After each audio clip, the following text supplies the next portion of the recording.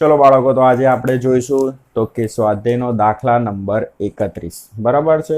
સરસ દાખલો છે, તો જોઈ લઈએ. રકમમાં એવું કીધું છે કે એવું માનવામાં આવે છે કે પ્રોટોન અને ન્યુટ્રોન પોતે પણ ક્વાર્ક્સ તરીકે ઓળખાતા વધારે પ્રાથમિક એકમોના બનેલા છે. બરાબર, જે પ્રોટોન અને ન્યુટ્રોન છે એ શેના બનેલા છે? તો કે ક્વાર્ક્સના બનેલા છે. બરાબર, એવું માનવામાં આવે છે. એક પ્રોટોન અને એક ન્યુટ્રોન દરેક 3 ક્વાર્ક્સના બનેલા છે. તમે એક પ્રોટોન લઈ લો અને એક ન્યુટ્રોન લઈ લો, બંને 3 ક્વાર્ક્સના બનેલા છે. એક પ્રોટોન 3 ક્વાર્ક્સનો બનેલો, એક ન્યુટ્રોન 3 ક્વાર્ક્સનો બનેલો. જુઓ, યુ વડે દર્શાવાતા કહેવાતા અપક્વાર્ક જેનો વિદ્યુત ભાર +2/3e છે. હવે જે અપક્વાર્ક છે એનો વિદ્યુત ભાર કેટલો છે? તો કે 2/3e. અને ડી વડે દર્શાવાતા એટલે કે કહેવાતા ડાઉન ક્વાર્ક કે જેનો વિદ્યુત ભાર -1/3e છે. બીજો શું છે? Down quark. તો એનો વિદ્યુત ભાર કેટલો છે? તો કે -1/3 × e છે.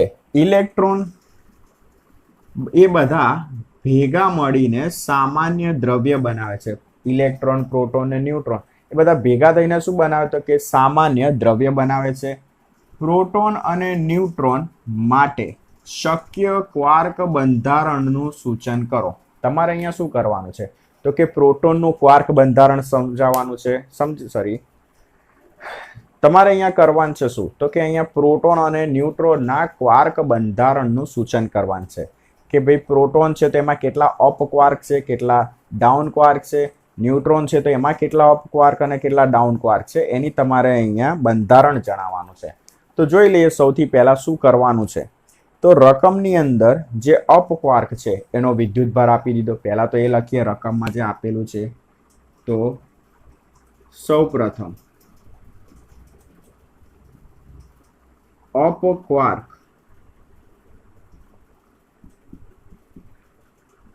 પરનો વિદ્યુત ભાર. તો આપણે એને બતાવીશું યુ વડે. એની વેલ્યુ છે તો કે 2/3e. પછી ડાઉન ક્વાર્ક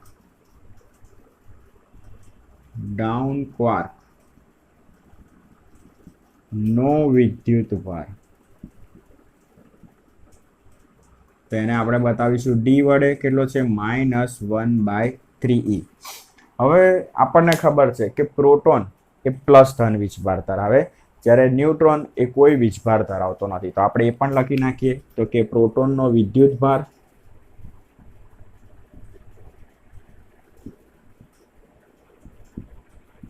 એ હશે +e. ન્યુટ્રોનનો વિદ્યુત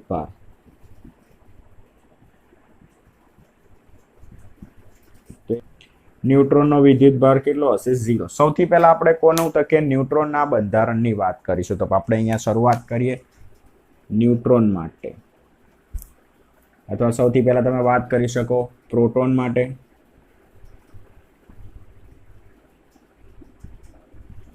હવે આપણે અહીંયા ધારી લઈએ કે પ્રોટોનની અંદર x જેટલા અપ ક્વાર્ક છે અને 3 - x જેટલા ડાઉન ક્વાર્ક છે. તમને અહીંયા રકમમાં જ કહી દીધું છે કે એક પ્રોટોન છે એ 3 ક્વાર્ક્સનો બનેલો છે.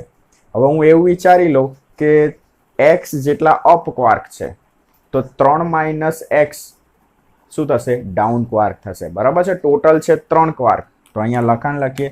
ધારો કે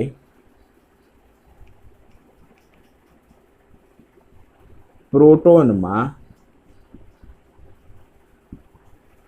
x up quark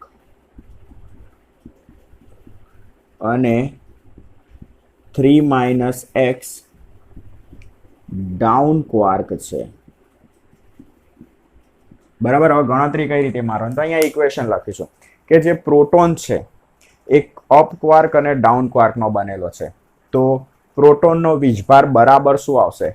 up quark પરનો વિદ્યુત ભાર વત્તા ડાઉન ક્વાર્કનો વિદ્યુત ભાર. કેમ કે તમે જે પ્રોટોન છે એ અપ ક્વાર્ક અને ડાઉન ક્વાર્ક બંનેનો ભેગો થઈને બનેલો છે. બરાબર છે. જે પ્રોટોન છે એ અપ ક્વાર્ક અને ડાઉન ક્વાર્ક બંનેનો બનેલો છે. એટલે તમારે અહીંયા સમીકરણ કઈ રીતે લખવાનું, તો કે પ્રોટોનનો વિદ્યુતભાર બરાબર અપ ક્વાર્કનો વિદ્યુતભાર વત્તા ડાઉન ક્વાર્કનો વિદ્યુતભાર. તો જોઈએ, પહેલા તો ઇક્વેશન લખીએ.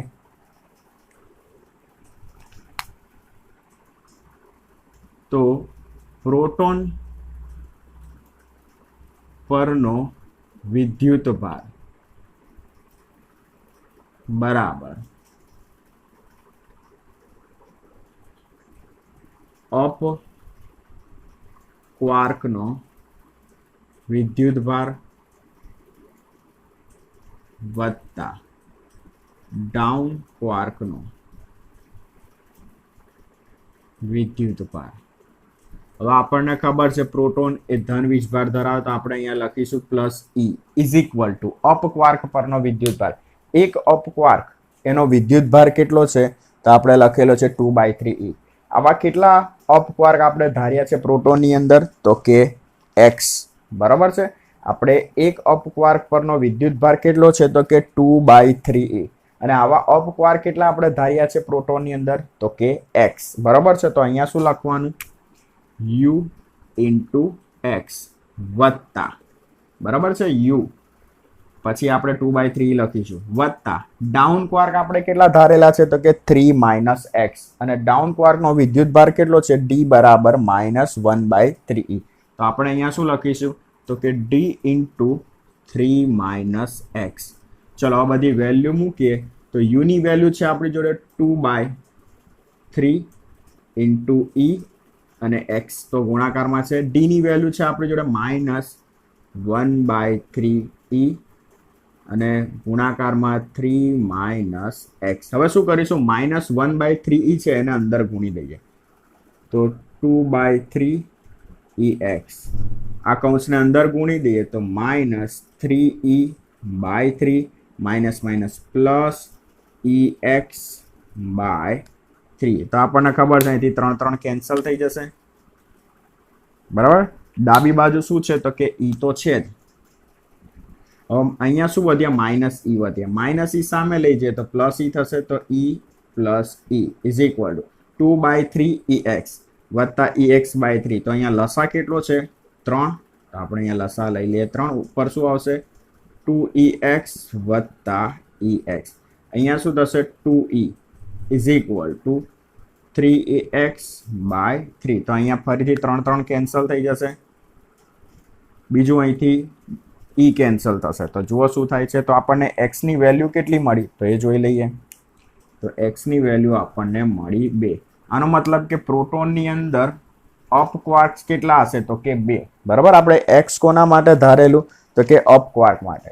તો પ્રોટોનની અંદર અપ ક્વાર્ક કેટલા મળ્યા આપણને, તો કે 2. હવે ડાઉન ક્વાર્ક કેટલા હશે, તો ડાઉન ક્વાર્ક આપણે ધારેલા છે કેટલા, 3 - x. તો હવે down quark is equal two 3 - x. તો 3 - 2 એટલે આપણને ડાઉન ક્વાર્કની વેલ્યુ કેટલી મળશે, 1. તો જે આપણે પ્રોટોન છે, પ્રોટોનના બંધારણની અંદર કેટલા અપ ક્વાર્ક આપેલા છે, તો કે 2. અને ડાઉન ક્વાર્ક કેટલા છે, 1. એટલે તમારે જવાબમાં કંઈક આ રીતે લખવાનું, આમ પ્રોટોનનું બંધારણ ઇઝ ઇક્વલ ટુ UUD. તમારે આ રીતે લખવું પડે. 2 અપ ક્વાર્ક અને 1 ડાઉન ક્વાર્ક. સેમ રીતે હવે તમારે કોની ગણતરી બતાવવાની, તો કે ન્યુટ્રોન માટે. તો જોઈ લઈએ આપણે સૌથી પહેલા ન્યુટ્રોનની. તો હવે અહીંયા લખીએ ન્યુટ્રોન માટે.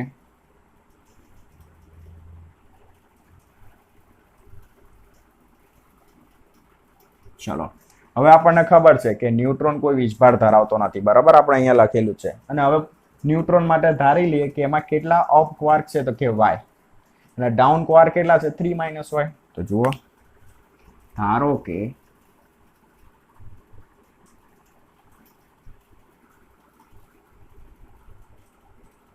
Neutron y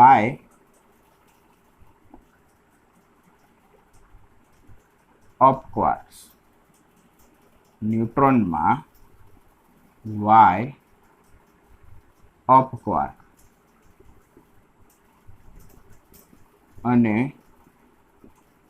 3 minus Y down quark છે.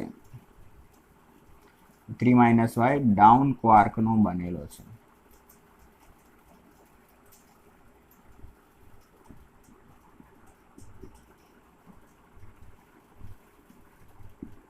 તો અહીંયા પણ આપણે ઇક્વેશન લખીશું તો કે ન્યુટ્રોન પરનો વીજભાર ઇઝ ઇક્વલ ટુ તો કે અપ ક્વાર્ક પરનો વિદ્યુતભાર વત્તા ડાઉન ક્વાર્ક પરનો વિદ્યુતભાર. તો અહીંયા ઇક્વેશન લખીએ તો કે ન્યુટ્રોનનો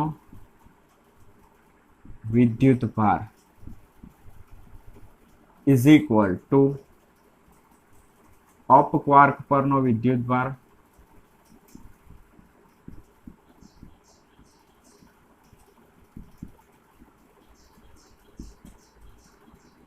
વત્તા ડાઉન ક્વાર્કનો વિદ્યુતભાર. હવે આપણને ખબર છે તો કે ન્યુટ્રોન કોઈ વીજભાર ધરાવતો નથી તો ડાબી બાજુ શું આવશે 0. હવે અપ ક્વાર્ક પરનો વિદ્યુતભાર તો આપણે અપ ક્વાર્ક કેટલા ધારેલા છે તો કે y. અપ ક્વાર્કનો વિદ્યુતભાર કેટલો છે 2/3e તો આપણે શું લખીશું u * y વત્તા ડાઉન ક્વાર્ક પરનો વિદ્યુતભાર તો ડાઉન ક્વાર્ક પર વિદ્યુતભારની સંખ્યા આપણે ધારેલી છે 3 માઇનસ વાય અને વિદ્યુતભાર કેટલો છે તો કે d તો આપણે d * 3 માઇનસ વાય લખીશું. ચલો 0 ઇઝ ઇક્વલ ટુ u ની વેલ્યુ છે આપણી જોડે તો કે 2/3e * y વત્તા d ની વેલ્યુ કેટલી છે તો કે -1/3e 3 માઇનસ વાય. ચલો -1/3e છે અને અંદર ગુણી દઈએ તો જોઈએ શું થાય છે તો 0 ઇઝ ઇક્વલ ટુ 2ey /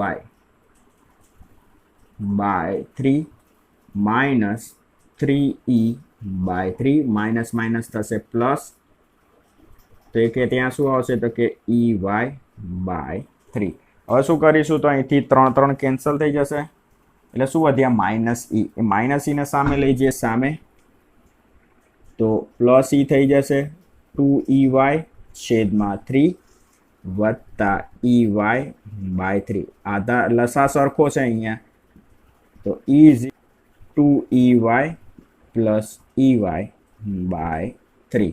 તો જોઈએ શું થાય છે હવે આગળ તો e is equal to 3ey / 3. તો અહીંયા 3 કેન્સલ e કેન્સલ તો તમને y ની વેલ્યુ કેટલી મળી તો y ની વેલ્યુ મળશે y is equal to 1. તો અપ ક્વાર્કની સંખ્યા કેટલી હશે 1 કેમ કે y કોના માટે આપણે ધારેલો તો કે અપ ક્વાર્ક માટે. હવે વાત કરીએ ડાઉન ક્વાર્ક માટે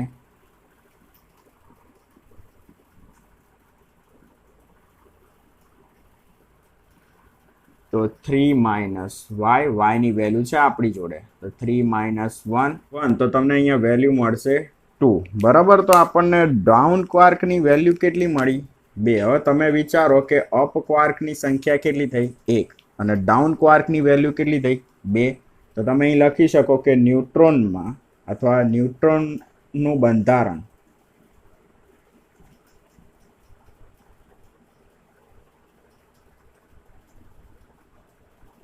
બરાબર UDT. તો તમારે આ રીતે જવાબ લખવો પડે કે ન્યુટ્રોનનું બંધારણ UDD એક અપ ક્વાર્ક ને 2 ડાઉન ક્વાર્ક હશે.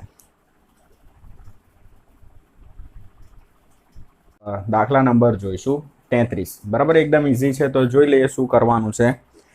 m દળ અને -q વિદ્યુત ભાર ધરાવતો એક કણ બે વિદ્યુત ભારિત પ્લેટની વચ્ચે vx વેગથી પ્રારંભમાં x અક્ષને સમાંતર દાખલ થાય છે. રકમમાં તમને એવું કીધું છે કે કણનું દળ કેટલું છે m, વીજભાર કેટલો છે -q. હવે એ જે વિદ્યુત ભારિત કણ છે એ બે વિદ્યુત ભારિત પ્લેટની વચ્ચે vx વેગથી પ્રારંભમાં x અક્ષને સમાંતર દાખલ થાય છે. દરેક પ્લેટની લંબાઈ કેટલી છે કેપિટલ L. પ્લેટ વચ્ચેનો સમાન વિદ્યુત ક્ષેત્ર જાળવી રાખવામાં આવે છે. દર્શાવો કે પ્લેટના દૂરના છેડે કણનું શિરોલંબ વિચલન QEL2/2mvx2 છે. તમે જુઓ રકમમાં એવું કીધું છે કે -q વિદ્યુત ભાર ધરાવતો એક કણ છે એ શું કરે છે? ધન x દિશામાં ગતિ કરે છે. હવે આજે આપણો વિદ્યુત ભારિત કણ છે ને એ બે સમાંતર પ્લેટો છે, એની વચ્ચે દાખલ થાય છે. બંને પ્લેટની લંબાઈ કેટલી છે? Capital L. રકમમાં એવું કીધું છે કે બંને પ્લેટો કેવી છે? વિદ્યુત ભારિત છે. એટલે એક સીધી વાત છે કે એમની વચ્ચે શું ઉત્પન્ન થવાનું? વિદ્યુત ક્ષેત્ર. તો વિદ્યુત ક્ષેત્રની દિશા પણ આપણે બતાવેલી છે. હવે જ્યારે કોઈ આવો વિદ્યુત ભારિત કણ Vx જેટલા વેગથી x અક્ષને સમાંતર જ્યારે દાખલ થશે ત્યારે આ જે વિદ્યુત ભારિત કણ છે ને એ શિરોલંબ દિશામાં વિચલન પામશે. અને વિચલન કેટલું થાય છે? તો કે QEL² છેદમાં 2mVx² એવું તમારે સાબિત કરવાનું છે. પ્રારંભમાં કણ x અક્ષની દિશામાં હશે, પછી શું થાય છે? તો કે કણ વિદ્યુત ક્ષેત્રના લીધે થઈને વિચલન અનુભવે છે અને કણ ક્યાં જાય છે? ઉપર જાય છે. તો શિરોલંબ દિશામાં કેટલું સ્થાનાંતર અનુભવે છે? y. તો આ y નું સમીકરણ આપણે આ મેળવવાનું છે. ફરીથી ક્લિયર કરજો કે બે પ્લેટ છે, બંને પ્લેટ વિદ્યુત ભારિત છે અને આ વિદ્યુત ભારિત પ્લેટની વચ્ચે તમે વિદ્યુત ભારિત કણ દાખલ કરો છો Vx વેગથી, બરાબર છે. અને પ્લેટના દૂરના છેડે, એનો મતલબ કે જ્યારે કણ દાખલ થશે તો આ છેડેથી દૂરના છેડે કણનું વિચલન શિરોલંબ દિશામાં કેટલું થાય છે? તો આટલું થાય છે. તમારે સમીકરણ સાબિત કરવાનું છે. ઓકે, તો જોઈ લઈએ. તો સૌથી પહેલા આપણે અહીંયા થોડું લખાણ લખીએ. અહીં m દળ અને -q વિદ્યુત ભાર ધરાવતા કણનો વેગ Vx તથા તેની દિશા x અક્ષને સમાંતર છે. બીજું, આ જે વિદ્યુત ભારિત કણ છે એ બે પ્લેટ L લંબાઈની બે પ્લેટ છે, એમની વચ્ચેથી પસાર થાય છે તથા કણ L લંબાઈ ધરાવતી વિદ્યુત ભારિત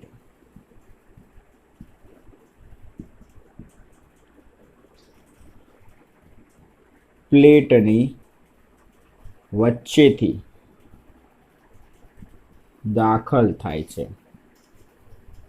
હવે તમારે શું કરવાનું છે કે દૂરના અંતરે કણ દ્વારા જે શિરોલંબ દિશામાં જે અંતર કપાય છે, વિચલન થાય છે, એ વિચલન y શોધવાનું છે. તો સૌથી પહેલા અહીંયા શું વિચારીશું કે આપણે અહીંયા વિદ્યુત ભારિત કણને શું લાગુ પાડ્યું? વિદ્યુત ક્ષેત્ર. હવે આપણને ખબર છે જ્યારે પણ કોઈ વિદ્યુત ભારિત કણ તમે વિદ્યુત ક્ષેત્રમાં મૂકો એટલે કણ ઉપર શું લાગે? તો કે વિદ્યુત બળ.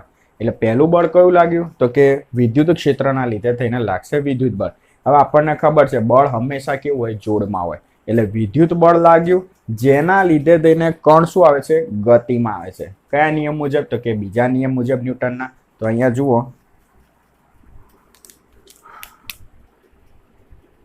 અહીં -q વિદ્યુત ભાર પર વિદ્યુત ક્ષેત્ર E ના લીધે લાગતું વિદ્યુત બળ તો Fe = q × E. તો આ થયું તમારું સમીકરણ નંબર 1. તથા ન્યૂટનના બીજા નિયમ મુજબ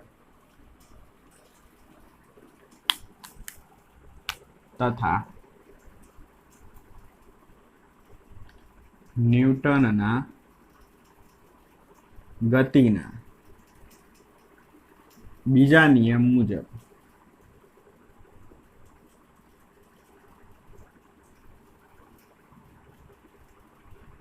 F = ma. આ થયું તમારું સમીકરણ નંબર 2. બરાબર. આ બળ લાગે છે એટલે ગતિમાં આવે છે, એટલે આપણે શું લખ્યું? F = ma. સમીકરણ 1 અને 2 સરખાવતા, બરાબર છે. બંને સમીકરણ બળના છે તો બંને સમીકરણ આપણે સરખાઈ દઈએ. તો સમીકરણ 1 અને બે સરખાવતા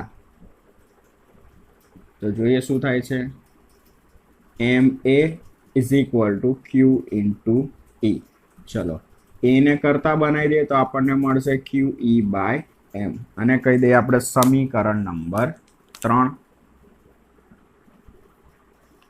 ચલો હવે આપણે ધારી લઈએ કે જે અહીંયા આપણો વિદ્યુત ભારિત કણ છે એ ટી જેટલા સમયની અંદર વીએક્સ જેટલું વેગથી કેટલું અંતર કાપે છે તો કે એલ અંતર કાપે છે આપણે એવું ધારી લઈએ તો ધારો કે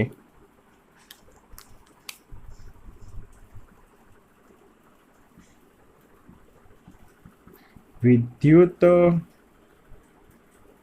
ભારિત કણ વીએક્સ જેટલા વેગથી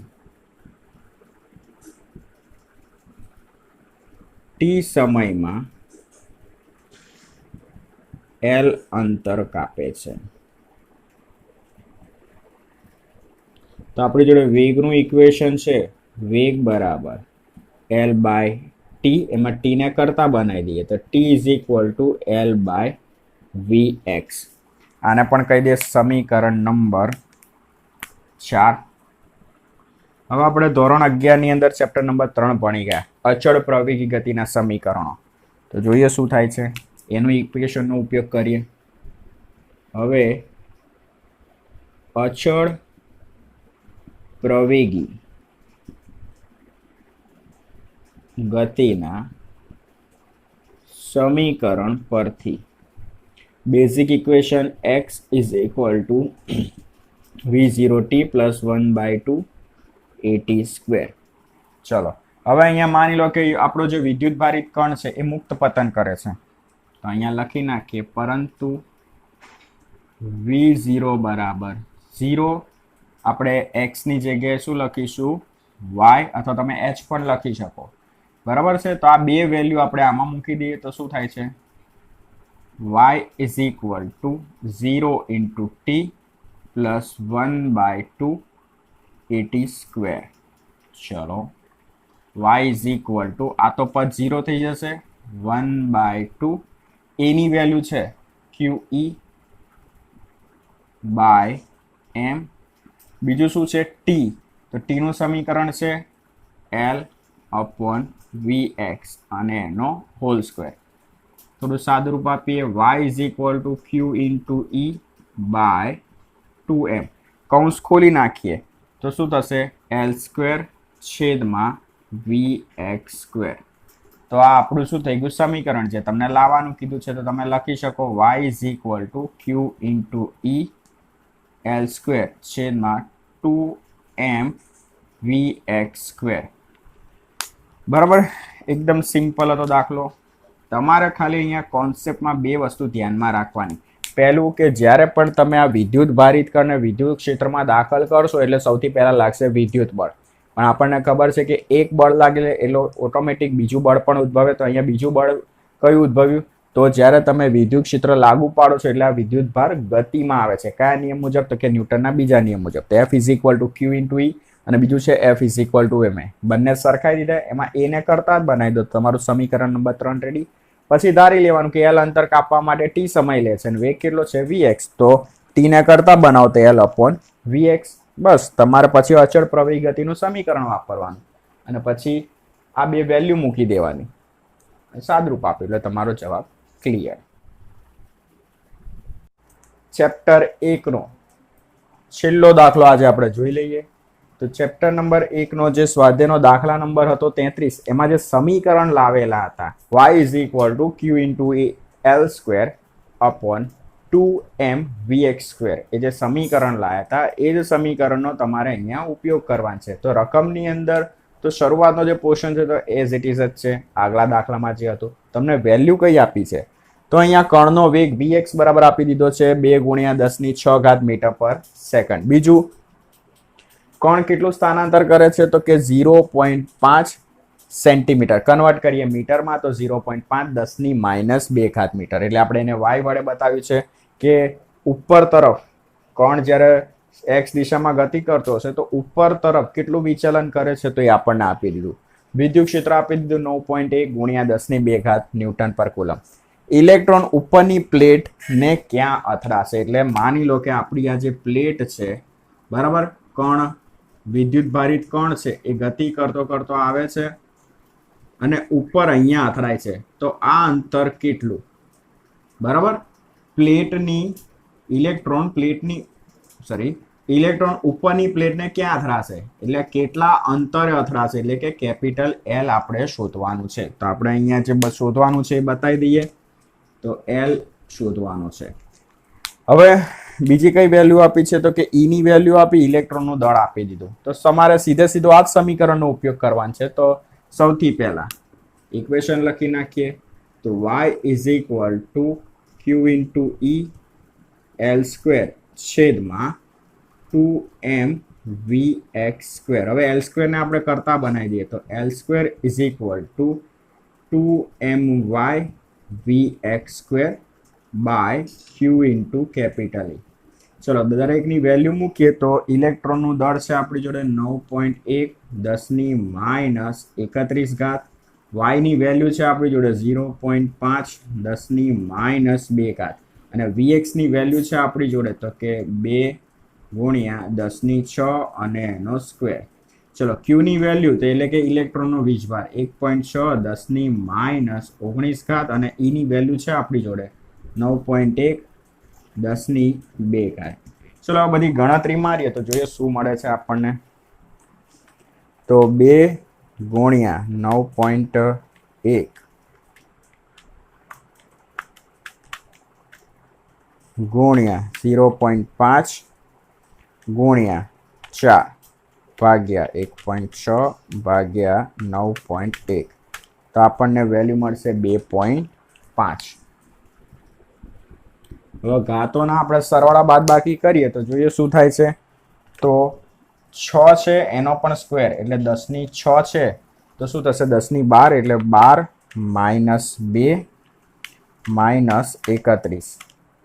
-19 ઉપર જશે તો +19 એટલે +19 -2 એટલે આપણને મળશે 10⁻4 ઘાત. તો તમારો જવાબ આવશે 2.5 ગુણ્યા 10⁻4 ઘાત. હવે સામે વર્ગમૂળ લઈ લઈએ. L ઇઝ ઇક્વલ ટુ વર્ગમૂળની અંદર 2.5 10⁻4 ઘાત.